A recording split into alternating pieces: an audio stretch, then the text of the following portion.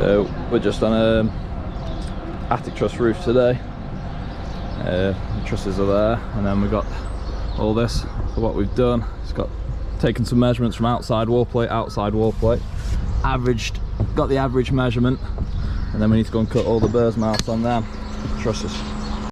So now we've got the average size from back of wall plate to back of wall plate. We can measure from node point to node point. 5955. So we know wall plate to wall plate 6685. The difference being 730. Yo. Yeah, go on. So divide 730 in half. Is 365. 365. From that point, we know the pitch of the roof is 35 degrees, don't we? Plumb down. 35 degree, plumb down. And then we just need to work out bird's mouth size.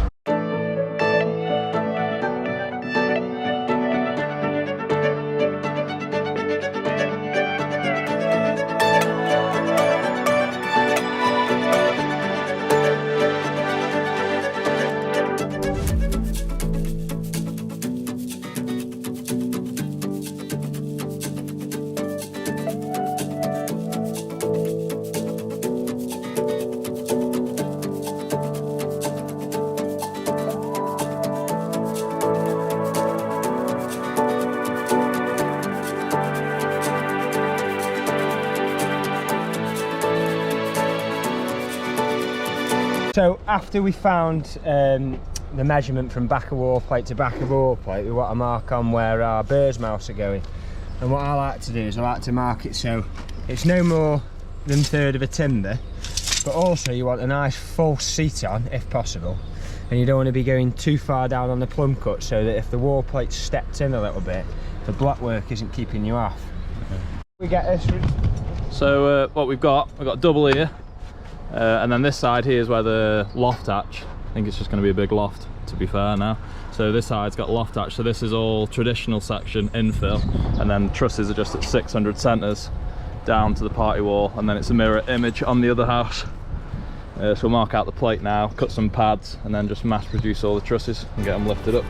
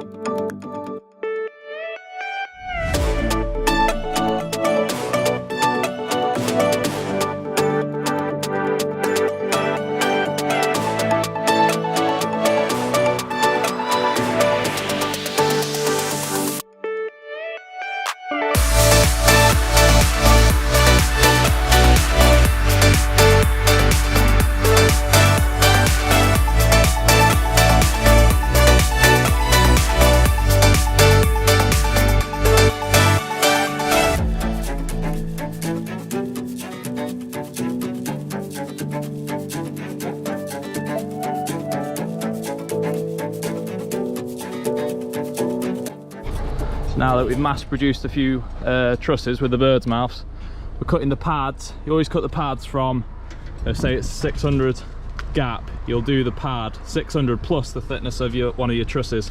So these are 46 mil, so do them 6, 4, 6, so it's outside a truss, outside a truss. Most of the time trusses are 35 mil, so you do your pads 6, 3, 5. Then once we've done that, we'll just spread it across with them, and then we'll get some wind bracing on it, temporary, and then we'll start bracing it up properly.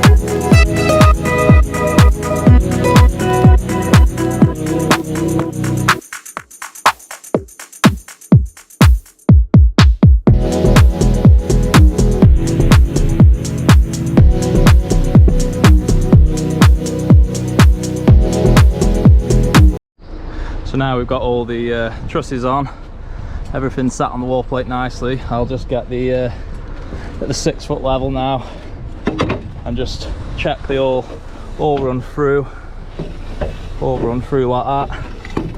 I always prioritize the front. If you've got any little lumps in the roof, just try and lose them at the back or equal them out, because these trusses not always made to a, you know, spot on standard. Yeah, get them all lining through and then we'll start bracing them.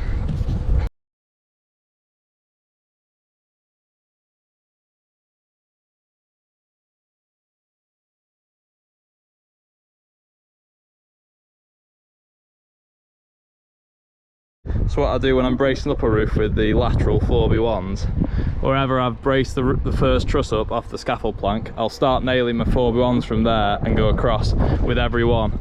And the reason is for that is if there's anything up, you know, if you cut a pad wrong or anything, it'll show up on your pencil line, so you just denail a pad and tweak the truss to suit your 4x1 lines, because you've marked them there, which is off the wall plate.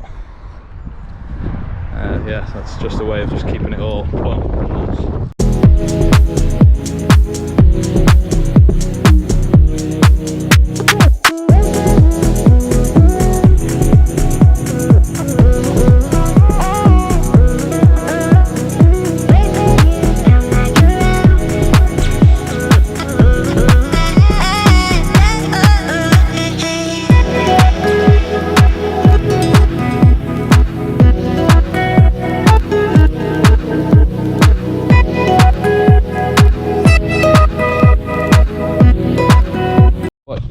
What you normally want with the diagonal, the wind bracing, is it to be stitched to the wall plate, but because this roof it's got this vaulted section here, I think what we'll have to do inside is just ply that section, and that will basically take the strength from the wall plate up to the diagonal there.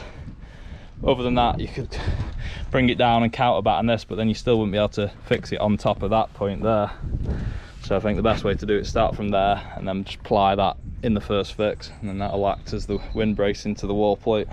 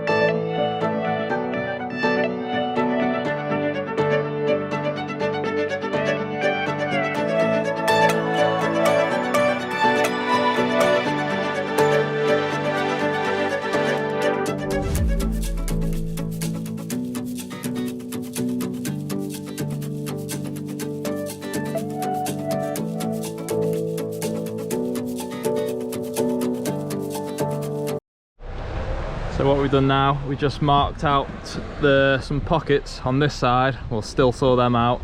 That'll be for the loft hatch, and also there's a purl in here and the other side, so we can fill in this section here, and then we'll just have a little bird's mouth there. So what we'll do now, we're going to try and get a laser if we can see the line in the daylight to the underside of that, and that'll mark the underside of where we need to cut these pockets out, hopefully. Otherwise we'll just do it with a level. So what I've done there, just makeshift a little bracket out of a strap, and then you can see the laser's just to the bottom edge of that. I'm not sure if you can see it over here, but it's just on this course, so that's worked out perfect. So we just still saw up from there, or maybe that block will come out. We'll just check it again down there, and if it's all right, so we'll just use that course as our line to go to, which makes it easier.